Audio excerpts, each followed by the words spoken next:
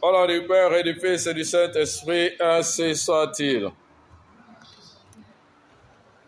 Nous connaissons bien l'Évangile. Joseph et Marie, mère de Jésus, s'émerveillaient de ce qu'on disait de lui. Et nous avons Siméon, ce vieillard, les bénis, et dit à Marie, sa mère, voici que cet enfant est là pour la chute et le relèvement de beaucoup en Israël, comme un signe de contradiction. Et toi-même, un glaive transpercera ton âme. Ainsi seront dévoilées les pensées de beaucoup de cœurs. Et je vais insister là-dessus, un signe de contradiction. C'est-à-dire qu'il y aura ceux qui seront pour et ceux qui seront contre.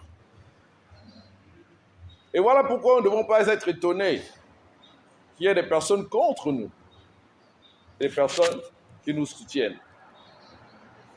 Pourquoi vous faites la messe en latin? Le latin, personne ne comprend ça. Ben oui, mais pourquoi ils tournent le dos aux gens? Ben pourquoi les filles ne servent pas? Ben pourquoi on ne danse pas? Pourquoi il n'y a pas le tam-tam? Pourquoi ceci et pourquoi cela? Un signe de contradiction.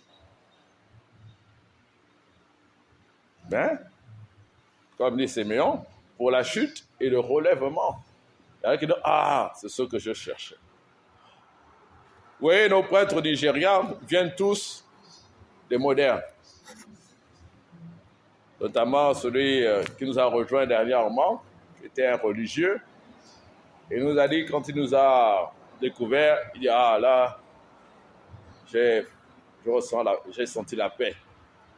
Dès que j'ai vu cette message. Et aucun n'était au courant.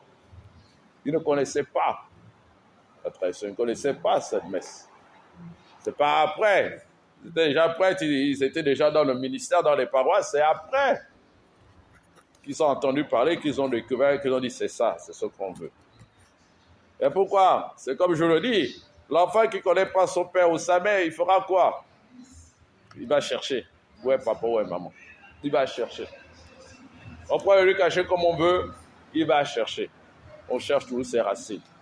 Donc eux, ils ont vu ça, ils ont dit, mais ce sont nos racines. Ce sont les racines du catholicisme. Eh bien, c'est ce que nous voulons. Ils ont dû tout perdre. Vous savez, quand vous faites ce choix-là, on vous met dehors. Et je vous l'ai dit, ils ont commencé dans une chambre. Il n'était que 2. Et vous voyez, après 6 ans maintenant, ils ont 4 centres de messe. Ils sont maintenant 4, plus un séminariste. Mais vous imaginez que n'ayant pas grandi dans la tradition, ils sont toujours en train d'apprendre. Et ça fait partie des choses qui m'impressionnent avec eux parce qu'ils ont été au séminaire. Chez les modernes, c'est vrai. Pas le séminaire de la tradition. Ils ont fait ces 6 années. Parfois plus. Parce qu'ils ont l'année ils appellent ça comment? De pastoral. Pendant 1 an, ils sont dans une paroisse. Ils ont fait au minimum 7 ans. Mais ils ne connaissent pas la tradition. Ils ne connaissent pas saint Thomas d'Aquin. Ils ne connaissent pas Aristote. Ils ne connaissent pas les grands encycliques des papes avant Vatican II. Ils ont décidé humblement d'apprendre, de repartir à l'école. C'est extraordinaire. C'est extraordinaire. Et quand je suis souvent en contact avec eux, ils disent, mais bon, ça c'est comment? C'est quelle couleur? Finalement, c'est quelle messe? Et puis ci, et puis ça. Parce qu'ils n'ont pas grandi là-dedans. C'est extraordinaire. Pour le relèvement, donc il y aura des personnes qui seront pour. Donc ils disent, non, mais moi je suis prêt à faire tous les sacrifices pour cela. Nous ne devons pas être étonnés. Un signe de contradiction. C'est pareil, même pour être ici. Certains vous critiquent. Pourquoi vous allez loin là-bas? Il y a quoi là-bas? Etc., etc. Mais il y a certains aussi qui vous encouragent. Il y a certains aussi qui vous encouragent. Vous savez, il y a des gens qui disent, il ne faut pas abandonner le prêtre qui est là-bas. Je ne parle pas des gens qui sont déjà avec la communauté. Il y a plusieurs personnes qui ne mettent pas les pieds ici, qui ne viennent pas à la messe ici, mais qui disent à certains d'entre eux, il ne faut pas abandonner le prêtre qui est là-bas, ne laissez pas tomber. Il y a certains qui le disent, et pourtant vous ne les voyez pas ici. Ils ne viennent pas à la messe ici. Ah oui, parfois elles vont à la messe ailleurs, mais parfois elles ne vont même plus à la messe nulle part. Mais 15 après, elle dit, ah bon, il faut persévérer là, il ne faut pas le laisser. Il faut le soutenir. Au montant des sangs, il faut le soutenir. Un signe de contradiction. Il y a les pour et les contre. Rien d'étonnant. Et vous voyez, il dit à la Vierge Marie qu'un glaive transpercera votre âme.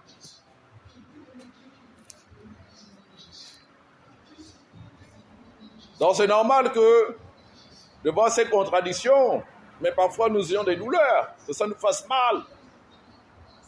Oui, c'est pas toujours drôle que nous soyons critiqués.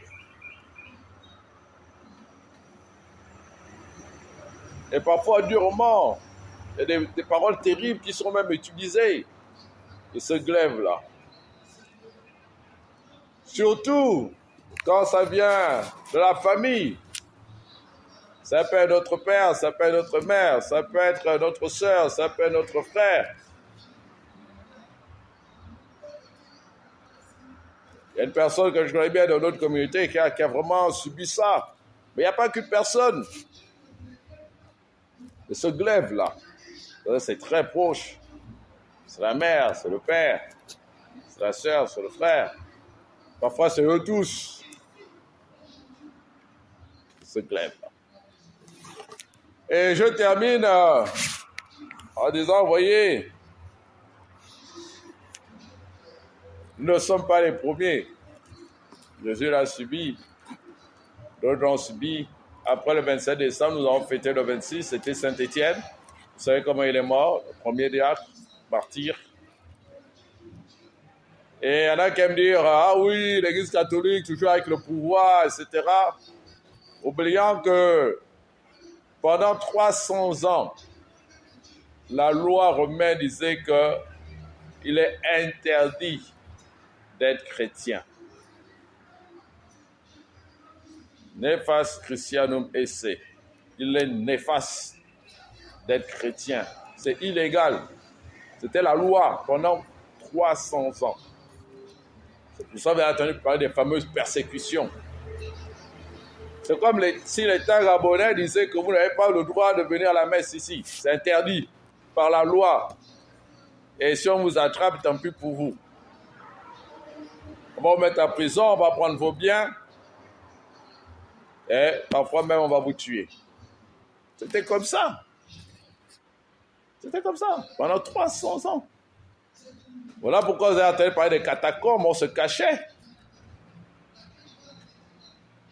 On disait pas aux gens qu'on est chrétien, parce qu'ils pouvaient nous dénoncer. Hein, le voisin pouvait nous dénoncer, comme ça. Vous savez, ceux qui dénonçaient, ils avaient une part des biens confisqués. Bien, si vous voulez nous régler les comptes, parce que la dernière fois, on lui a refusé ceci, on lui a refusé cela. Pendant 300 ans. Ainsi de contradiction. Bon, après, l'Empire romain, vous le savez, va se convertir. Mais après l'Empire romain, il y a eu d'autres endroits où ça a été comme ça. Et vous savez, par exemple, au Nigeria, il y a des chrétiens qui sont massacrés. En Afrique où nous sommes là, au Nigeria, il y a des chrétiens qui sont massacrés seulement parce qu'ils sont chrétiens. Il dit non, vous n'avez pas le droit d'être chrétien, et voilà. Soit vous laissez ça, soit c'est fini pour vous. Donc voilà, nous ne sommes pas les premiers, nous ne sommes pas les derniers. Nous devons persévérer au nom du Père et du Fils et du Saint-Esprit. Ainsi soit-il.